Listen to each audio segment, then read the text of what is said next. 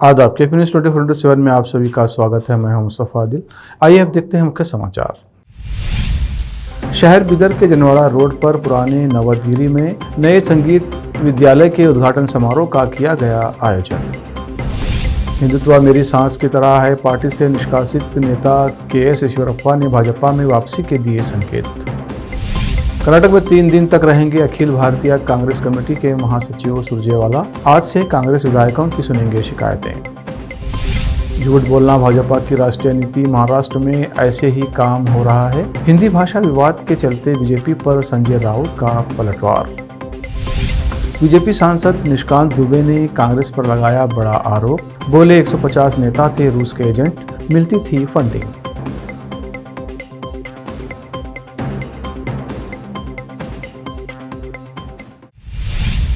अब समाचार विस्तार से।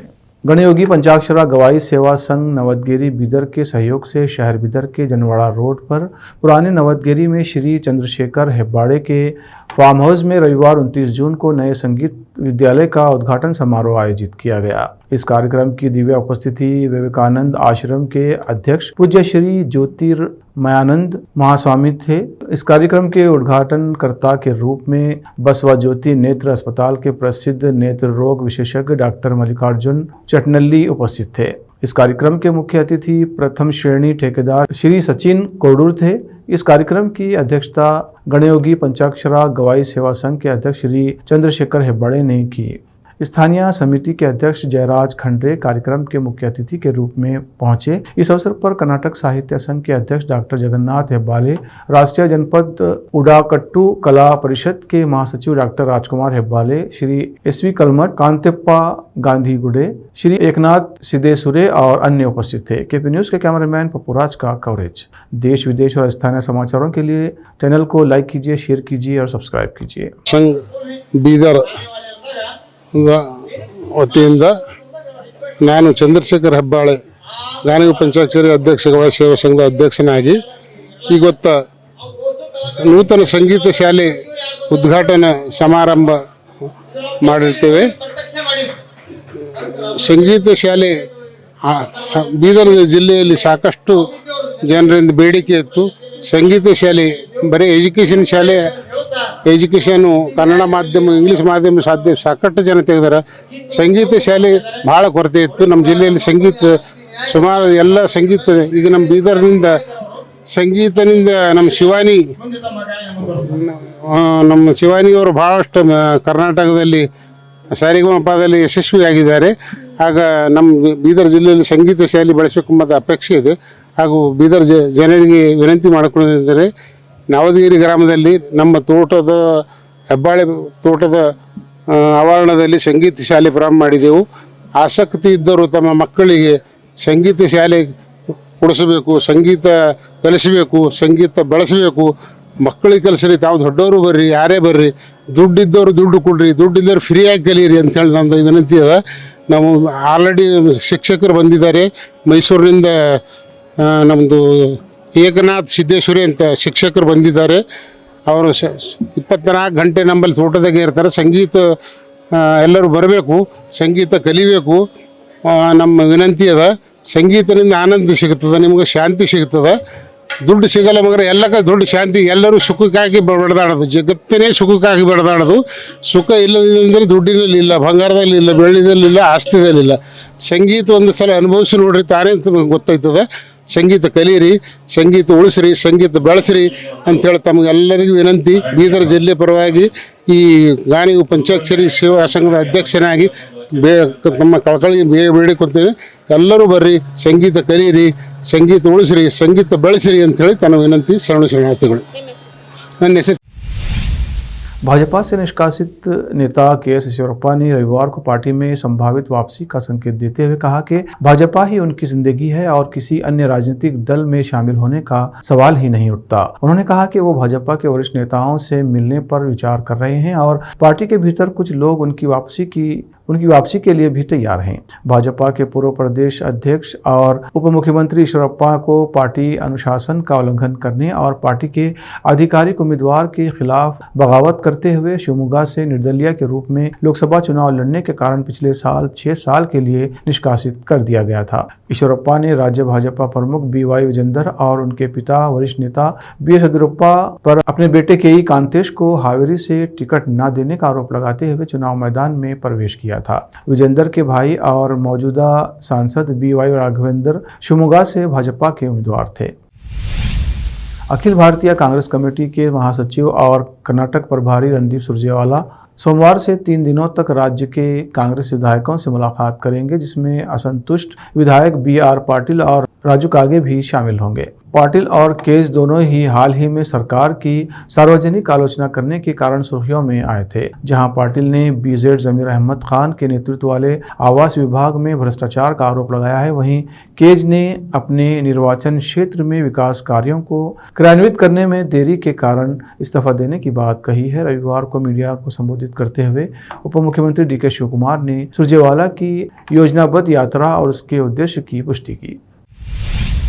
देश भर में सुर्खियां बटोरने वाले प्रादा कोल्हापुरी चप्पल विवाद ने एक और बात को उजागर कर दिया है। उन्हें बनाने में कर्नाटक के कारीगरों की भागीदारी और महाराष्ट्र तथा कर्नाटक के 4 जिलों को दिए गए GI tag. Social media platform X पर एक पोस्ट में कर्नाटक के मंत्री प्रियांक खरगे ने इस बात पर प्रकाश डाला है कि इस संबंध में कर्नाटक के कारीगरों के योगदान की उपेक्षा नहीं की जानी चाहिए।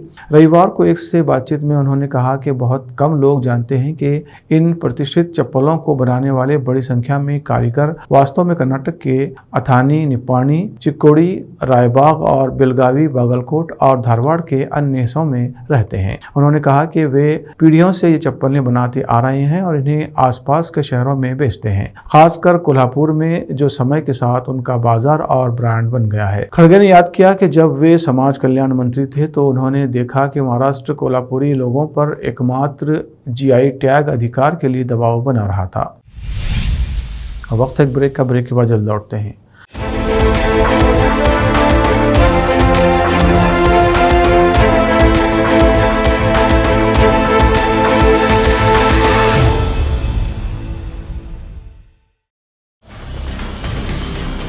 हिंदुस्तान के हर कोने में हम हैं मौजूद।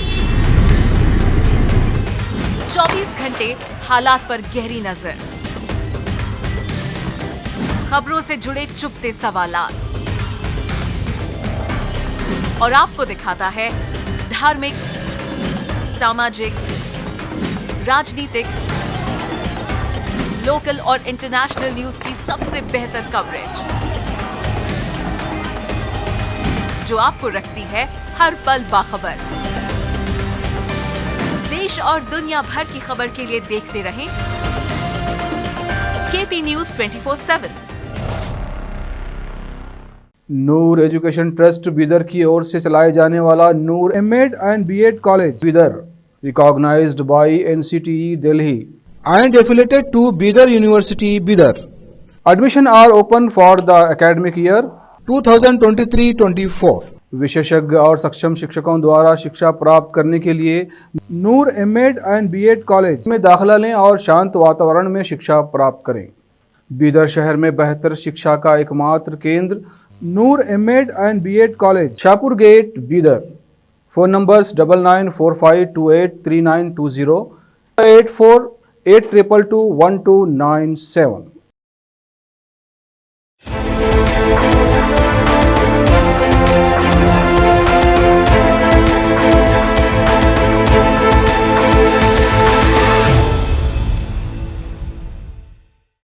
ब्रेक के बाद फिर एक बार आपका स्वागत है। देखते हैं अन्य समाचार। कांग्रेस की राष्ट्रीय मीडिया पैनलिस्ट ऐश्वर्या महादेव रविवार को KPCC के सोशल मीडिया विभाग का अध्यक्ष नियुक्त किया गया। AICC महासचिव संगठन KC वेणुगोपाल की ओर से जारी एक प्रेस विज्ञप्ति में कहा गया है कि AICC ने सुश्री ऐश्वर्या महादेव को कर्नाटक प्रदेश कांग्रेस कमेटी के सोशल मीडिया विभाग के अध्यक्ष के रूप में तत्काल प्रभाव से नियुक्त करने के प्रस्ताव को मंजूरी दे दी है। ऐश्वर्या दिवंगत कांग्रेस नेता और पूर्व विधायक मंचनहल्ली महादेव की बेटी हैं। महाराष्ट्र में उद्धव ठाकरे की ओर से त्रिभाषा नीति पर माशेलकर समिति की रिपोर्ट स्वीकार करने के भाजपा के आरोपों पर शिवसेना यूबीटी के नेता संजय राउत ने पलटवार किया है। उन्होंने कहा कि झूठ बोलना भाजपा की राष्ट्रीय नीति है। ये लोग महाराष्ट्र में इसी नीति के साथ काम कर रहे हैं। अगर उद्धव ठाकरे ने वास्तव में माशेलकर समिति पर एक रिपोर्ट पेश की थी तो उसे सार्वजनिक किया जाना चाहिए। उन्होंने आगे कहा कि एक समिति की रिपोर्ट जारी की गई है और कैबिनेट में रखी गई है। क्या इस पर चर्चा नहीं हो सकती? आपने कैबिनेट के साथ जबरदस्ती हिंदी पर चर्चा की। आपने ऐसा इसलिए किया क्योंकि ये एक राष्ट्रीय नीति है। यदि कोई राष्ट्रीय नीति राज्य के सामने आती है तो उस पर चर्चा करना बहुत महत्वपूर्ण है। देवेंद्र फडणवीस 3 बार मुख्यमंत्री बन चुके हैं। क्या उन्हें इतना ज्ञान नहीं है? कोलकाता के एक लॉ कॉलेज में फर्स्ट ईयर की छात्रा के साथ सामूहिक बलात्कार के मामले में राजनीतिक विवाद को बढ़ा दिया है। भाजपा मामले को लेकर पश्चिम बंगाल की मुख्यमंत्री ममता बनर्जी से इस्तीफे की मांग कर रही है। भाजपा ने आरोप लगाया कि टीएमसी की सत्तारूढ़ पार्टी ऐसे में मामलों में लगातार आरोपियों को बचाने की कोशिश करती है। प्रदेश में महिला मुख्यमंत्री होने के बावजूद राज्य महिला को सुरक्षित रखने में असफल रहा है। घटना को लेकर भाजपा के प्रवक्ता गौरव वल्लभ ने कहा, महिला मुख्यमंत्री होने के बावजूद पश्चिम बंगाल महिलाओं के शोषण और अत्याचार के मामले में पहले नंबर पर है। ऐसा हर बार होता है कि आरोपी टीएमसी का सदस्य होता है। टीएमसी हमेशा आरोपी को बचाने की कोशिश करती है। वो पीड़िता के परिवार के सदस्यों के साथ खड़ी नहीं होती। हम मुख्यमंत्री ममता बनर्जी के तत्काल इस्तीफे की मांग करते हैं, तभी पीड़ित के परिवार को न्याय मिलेगा। गौरव वल्लभ ने आगे कहा कि टीएमसी आजकल महिलाओं के खिलाफ हो रहे अत्याचारों का पर्याय बन गई है। टीएमसी विधायक जो ये बयान देते हैं कि जब कॉलेज बंद था तो पीड़िता क्यों गई और अगर किसी दोस्त ने ऐसा किया तो पार्टी क्या कर सकती है। उन्हें ये सोचना चाहिए कि अगर उनके परिवार की महिलाओं के साथ ऐसा कुछ हुआ और दूसरे लोग इस तरह के बयान देते हैं तो उन्हें कैसा लगेगा। भारतीय जनता पार्टी के वरिष्ठ नेता और झारखंड के गोड्डा लोकसभा सीट से सांसद निशिकांत दुबे ने कांग्रेस पर बड़ा आरोप लगाया है। निशिकांत दुबे का कहना है कि कांग्रेस राज में रूसी एजेंसी का भारत में दखल था। कांग्रेस के नेता भ्रष्टाचार में शामिल थे। भारत की नीतियां बाहरी लोग तय करते थे। निशिकांत दुबे का कहना है कि CIA के सीक्रेट दस्तावेज के आधार पर वो ये दावा कर रहे हैं। उनका कहना है कि कांग्रेस गुलामों बिचौलियों की कठपुतली है। सांसद निशिकांत दुबे ने कांग्रेस पर रूस के एजेंट के तौर पर काम करने का आरोप लगाया है। निशिकांत दुबे का कहना है कि कांग्रेस को इसके लिए रूस से फंडिंग भी होती थी। भाजपा सांसद ने अपने दावे की पुष्टि के लिए सोशल मीडिया हैंडल X पर CIA की रिपोर्ट भी साझा की है। उन्होंने दावा किया है कि ये रिपोर्ट US की इंटेलिजेंस एजेंसी ने 2011 में जारी की थी। निशिकांत दुबे के मुताबिक कांग्रेस के बड़े नेता HKL भगत के नेतृत्व में 150 से ज्यादा कांग्रेस के सांसद सोवियत रूस के पैसे पर पलते थे, रूस के एजेंट के तौर पर काम करते थे।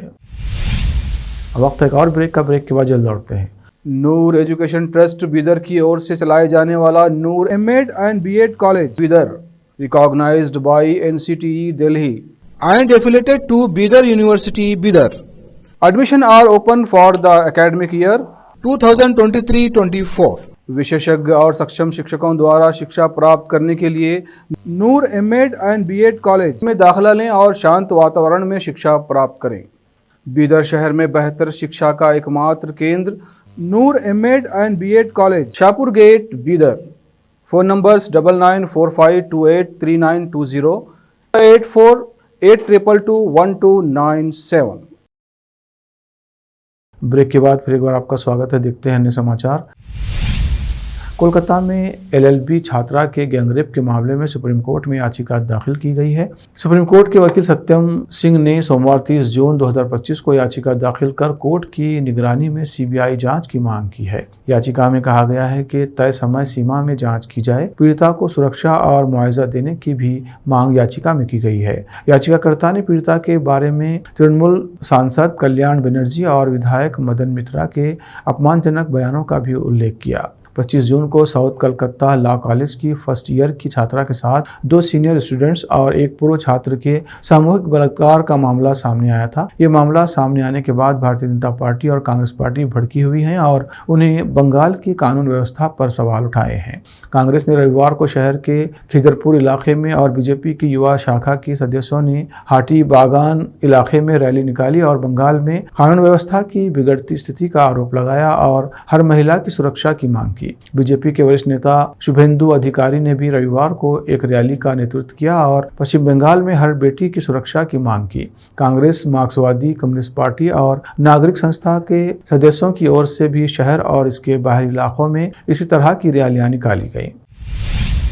यूपी, उत्तराखंड से लेकर बिहार तक धार्मिक स्थल वाले शहरों में बंदरों का आतंक है, लेकिन कुछ दक्षिण भारत के राज्य भी इससे परेशान हैं। बंदरों के आतंक से परेशान केरल ने तो बड़ा फैसला लिया है और उनकी नसबंदी की तैयारी की है। बंदरों की आबादी काबू करने के लिए यह कदम उठाया गया है। केरल के वन विभाग ने केंद्र के वन पर्यावरण मंत्रालय से इसकी इजाजत मांगी है। घने पेड़ों से घिरे जंगलों वाले केरल राज्य में किसानों और ग्रामीणों का कहना है कि बंदरों की फौज के कारण उनकी फसलें तबाह हो रही हैं। नारियल से लेकर आम फसलों को नुकसान हो रहा है। बंदरों की दहशत से पर्यटक भी तमाम टूरिस्ट प्लेस तक जाने से घबराते हैं। ऐसे में स्थानीय कारोबारी और दुकानदार भी परेशान हैं। केरल सरकार इससे पहले जंगली सुअर, टाइगर, हाथियों को भी मारने के लिए केंद्र सरकार से मंजूरी मांग चुकी है। वन जीव अधिनियम के तहत संरक्षित सूची में आते हैं। केरल सरकार का कहना है कि जंगली सुअरों के बाद बंदरों की आबादी बेकाबू हो चुकी है, लिहाजा मिशन बॉनेट मैक्यू चलाने का निर्णय हुआ है।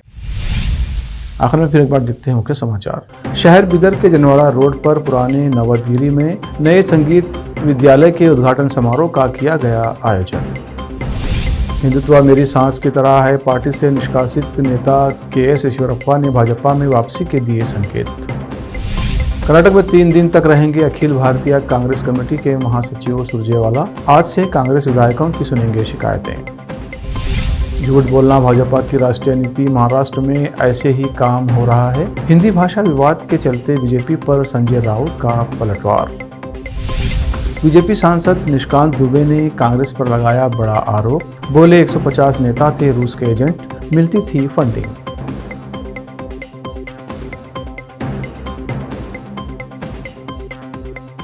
केपी न्यूज़ के इस बुलेटिन में इतना ही। देश प्रदेश के समाचारों के लिए देखते रहिए केपी न्यूज़ 24/7 और चैनल को सब्सक्राइब कीजिए, लाइक और शेयर कीजिए। धन्यवाद।